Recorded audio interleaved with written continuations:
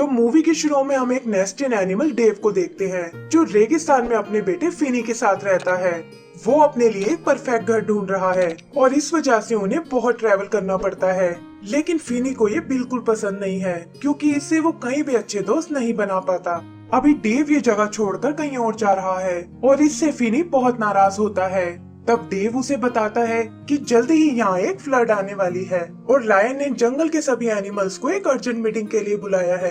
Finney को ये भी उसका कोई नया बहाना लगता है, लेकिन तभी वो देखते हैं कि आसमान में काले बादल छा गए हैं और मौसम भी खराब होने लगा है। जल्दी ही वो अपना सामान लेकर मीटिंग वाली जगह पहुंच जाते हैं और देखते हैं कि वहाँ उनके जैसे हजारों एनिमल्स आए हैं। यहाँ फिनी की नजर लिया पर पड़ती है जो अपनी मोम हेजल के साथ आई है और वो दोनों एक खूंखार प्रजाति ग्रिम से बिलोंग करते हैं। तभी उनसे बात करने लायन वहाँ आता है और बताता है कि आप लोगों ने फ्लड के बारे में सही सुना है और जल्दी ही ये धरती से लाइफ का नामो निशान मिटा देगी। ये सुनकर सारे एनिमल्स डर जाते हैं, लेकिन लायन उन्हें बताता है कि चिंता करने की कोई जरूरत नहीं है क्योंकि हमारे पास इससे बचने का एक तरीका भी है। फिर वो उन्हें एक बड़ी सी बोट दिखाता है जो किसी नोआ नाम के आदमी ने बनाई है और कहता है कि ये सभी एनिमल्स को उस फ्लड से बचा सकती है। वो खुद को इस बोट का कैप्टन अनाउंस करता है और बताता है कि रूल के हिसाब से कोई भी एनिमल दूसरे को नहीं खा सकता और सिर्फ वही एनिमल बोट में जा सकते हैं जो नोआ की लिस्ट में है। अगली सुबह सभी एनिमल्स अपने ऑडिशन के लिए आते हैं जहाँ लायन और उसके साथी चेक करते हैं कि वो नोआ की लिस्ट में है या नहीं। एक एक करके सभी क्वालिफाइड एनिमल्स को मार्क कर दिया जाता है और फाइनली बारी आती है डेव की फैमिली की। लेकिन पता चलता है कि उनका नाम तो लिस्ट में है ही नहीं और ये सुनकर डेव परेशान हो जाता है।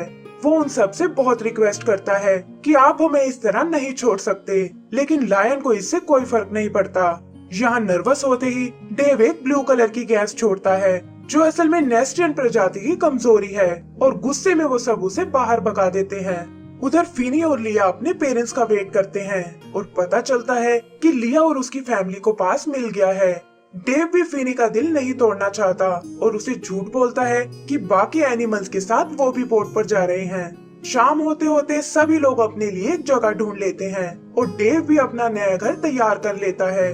वो बातों ही बातों में फिनी को बहलाने की कोशिश करता है कि ये जगह रहने के लिए बहुत ही सुंदर है और तुम यहाँ अपने लिए दोस्त भी बना सकते हो।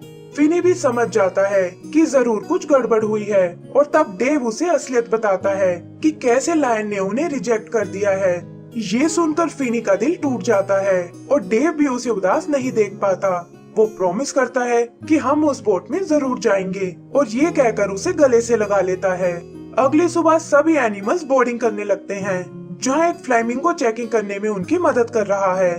तभी वहाँ दो शैतान ग्रिफिन आते हैं जो लाइन तोड़कर अंदर घुसना चाहते हैं, लेकिन पास ना होने के कारण गोरिल्ला उन्हें उठाकर बाहर फेंक देता है। उधर डेव रूप बदल कर एक ग्रिम का बेस बना लेता है और वो लिया और उसकी मॉम के साथ अंदर जाने की कोशिश करते हैं। हेजल उनकी पोल खोलना चाहती है, लेकिन फ्लेमिंगो को लगता है कि ये शायद आपस में हस्बैंड वाइफ है और वो उन्हें अंदर जाने की परमिशन दे देती है। एक चिंपैंजी उन्हें उनके रूम तक लाता है, लेकिन हेजल अभी भी डेव पर बहुत नाराज होती है। उधर फिनी और लिया शिप को चेक करने जाते हैं और लिया बताती है कि मैं उस फ्लड को अपनी आंखों से देखना चाहती हूँ। बचते हुए वो किसी तरह ऊपर के डेक तक आते हैं, लेकिन एक गार्ड उन्हें वहाँ देख लेता है और वो उससे बचकर भागने लगते हैं। फिनी ये देखकर घबरा जाता है, लेकिन देखता है कि लिया ने गार्ड को डराकर भगा दिया है। वो लिया से बहुत इम्प्रेस होता है और तभी वो देखते हैं कि फ्लड तेजी से उनकी बोट की ओर आ रही है। उन्हें लगता है कि अच्छा हुआ हम टाइम से बोट पर आ गए, लेकिन फिनी देखता है कि वो बोट की बजाय एक प्लेटफॉर्म पर खड़े हैं जो उस बोट के साइड में लगा हुआ है। जल्दी ही फ्लड उस बोट तक पहुंच जाती है और इनके लाख कोशिश करने पर भी ये दोनों बोट में नहीं चढ़ पाते। तभी अचानक वो प्लेटफॉर्म टूट जाता है और इससे पहले कि वो नीचे पानी में गिर पाए, ग्रिफिन्स उन्हें पकड़कर अपने साथ ले जाते हैं। उन्हें लगता है कि शायद वो उन्हें बचाने आए हैं, लेकिन लिया बताती है कि मुझे इनके इरादे बिल्कुल ठीक नहीं लगते। फिर एक ग्रिफिन फिनी को निगल जाता है, लेकिन नर्वस होने के कारण वो ब्लू गैस छोड़ने लगता है और इसी चक्कर में लिया और फिनी बचकर एक आइलैंड पर आ गिरते हैं। वहाँ वो एक बार फिर उस बोट को देखते हैं जो धीरे धीरे उनसे दूर जा रही है और लिया कहती है कि फ्लड से बचने के लिए उन्हें ऊंची जगह पर जाना होगा। उधर डेव और हेजल भी उन दोनों को बहुत ढूंढते हैं, लेकिन उनका कुछ पता नहीं चलता और वो समझ जाते हैं कि हम उन्हें पीछे छोड़ आए हैं। चिंपैंजी उनके पास 2 हिप्पो किड्स को लेकर आता है, लेकिन डेव कहता है कि ये हमारे बच्चों जैसे बिल्कुल नहीं दिखते। तभी वो हिप्पो उसकी ड्रेस को खा जाते हैं और इससे डेव का राज खुल जाता है।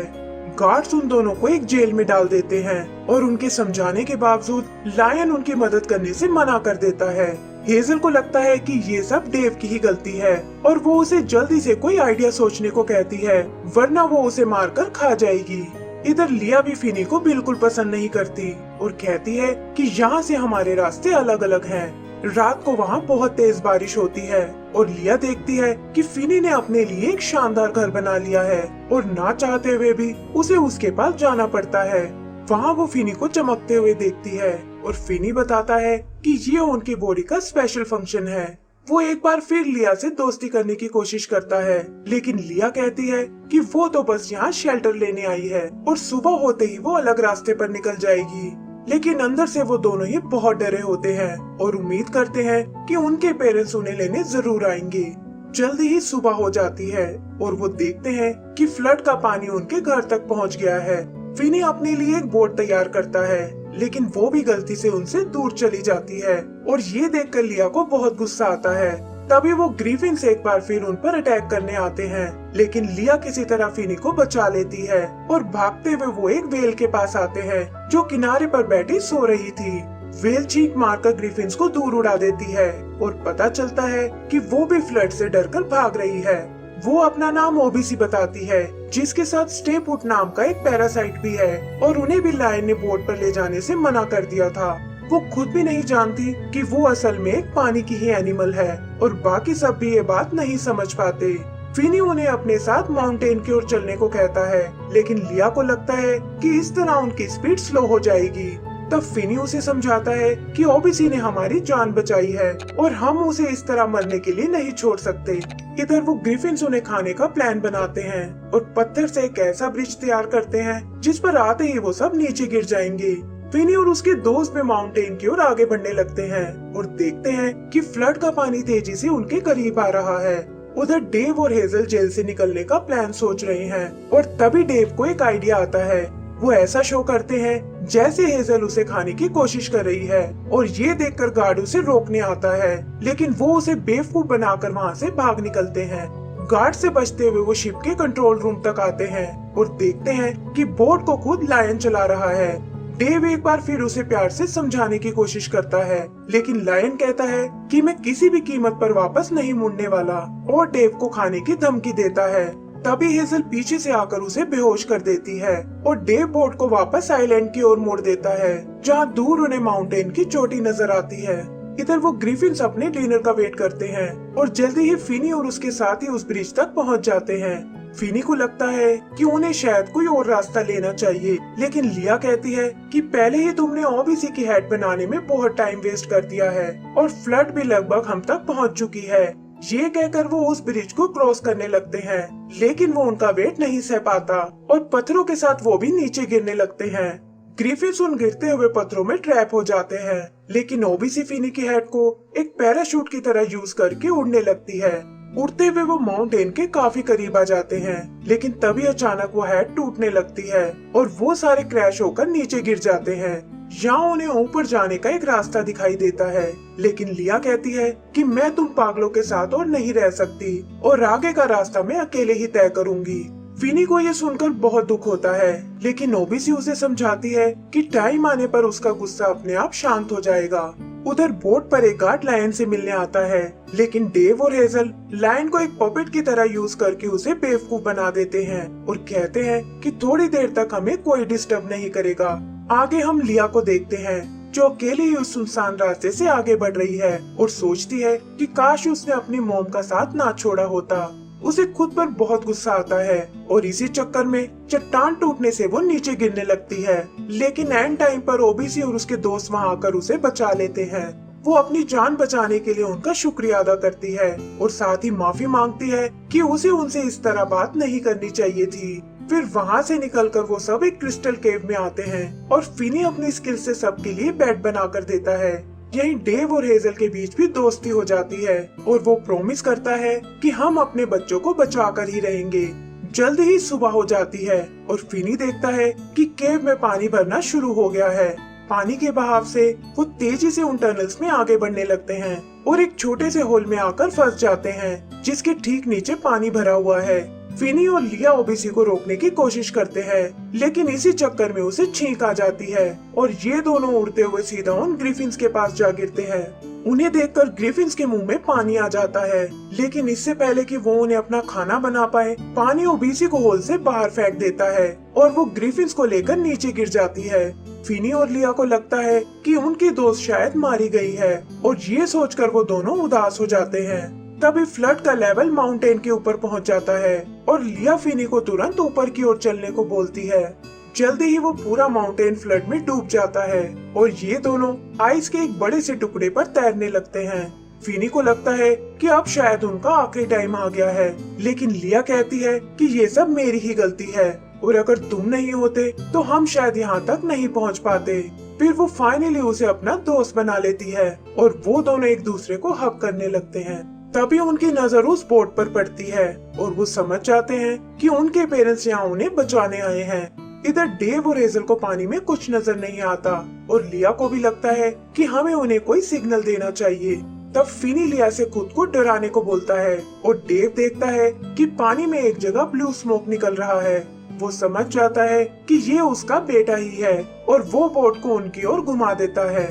तभी अचानक लायन की आंख खुल जाती है और इससे पहले कि वो उन्हें जान से मार पाए, डेव अपनी ब्लू गैस से उसे बेहोश कर देता है और फिर वो अपने बच्चों को बचाने निकल जाते हैं। उधर लिया अपने शार्प पंजों की मदद से बोट से चिपक जाती है, लेकिन फिनी आइस टूटने से नीचे पानी में जा गिरता है। हेजल लिया को वापस शिप पर खींच लेती है और लिया उन्हें बताती है कि फिनी की जान खतरे में है। डेव ये सुनकर उसे बचाने जाता है और हेजल और लिया भी उसकी मदद करने जाती हैं। वहाँ वो देखते हैं कि फिनी को होश नहीं आ रहा और ये देखकर लिया को बहुत दुख होता है। डेव भी अपने बेटे को गले से लगा लेता है और तभी वो देखता है कि फिनी को होश आ गया है। उन्हें ये जानकर बहुत हैरानी होती है कि वो दोनों पानी में भी सांस ले सकते हैं और डेव समझ जाता है कि पानी असल में उनका असली घर है और नेस्ट्रियन यहीं रहने के लिए बने हैं। तभी वो ग्रिफिन लिया और उसकी माँ पर अटैक कर देते हैं, लेकिन डेव अपने ब्लू स्मोक की मदद से उन्हें बचा लेता है और फिनी को अपने साथ बाहर आने को कहता है। लेकिन फिनी के दिमाग में तो कुछ और ही चल रहा था और वो ग्रिफिन्स को अपने पीछे लगाकर उस क्रिस्टल केव में चला जाता है। वहाँ वो उन्हें एक जाल में फंसाने की कोशिश करता है, लेकिन ग्रिफिन उसे काट डालते हैं और फिनी को खाने के लिए उसका पीछा करने लगते हैं। लेकिन इससे पहले कि वो उसे पकड़ पाए, ओबीसी वहाँ आकर उन दोनों को निगल जाती है और बताती है कि अब वो भी अपने बारे में जान चुकी है कि उसका असली घर ये पानी ही है। फिर वो उन सबको वापस बोट पर पहुँचा देती है, जहाँ हेजल फिनी की हिम्मत की दाद देती है और कहती है कि तुम्हारे बिना मेरी बेटी नहीं बच पाती। तभी वो चिंपैंजी वहाँ आकर उन्हें अपने रूम में जाने को कहता है, लेकिन फिनी कहता है कि हमें बोट पर रहने की कोई जरूरत नहीं है क्योंकि अब हमें अपना असली घर मिल चुका है। ये कहकर फिनी और डेव नीचे पानी में कूद जाते हैं और हम देखते हैं कि वो भी बोट के साथ साथ आगे बढ़ रहे हैं। लायन और उसके साथी भी उन्हें देख लेते हैं और लायन कहता है कि हमें शायद इन्हें पहले ही बता देना चाहिए था कि ये दोनों असल में पानी के जीव हैं। एंड सीन में हम उस बोट को अपने फाइनल डेस्टिनेशन की ओर जाते हुए देखते हैं और इसी के साथ हमारी ये मूवी खत्म हो जाती है।